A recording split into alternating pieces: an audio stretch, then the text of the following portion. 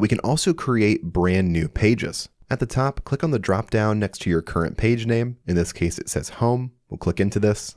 Then go to the bottom and click on add new page. Make sure we save our progress by clicking on save and leave.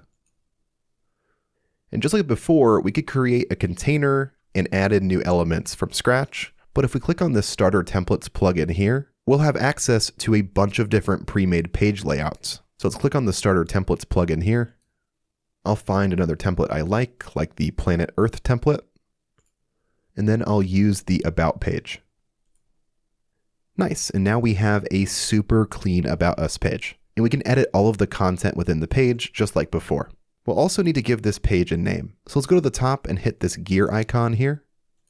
And on the left, we'll change this page to say, Who are we?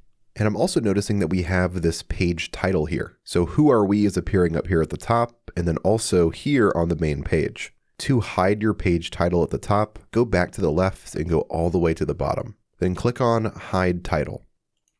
And now that title has been removed. And the last thing we want to do is make this page public. Right now you'll see that it's set to draft. To publish it, just go to the top right and click on Publish.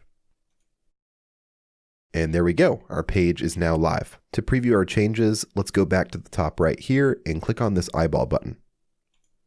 And that's going to open up our website in a new tab, and we can see our brand new page.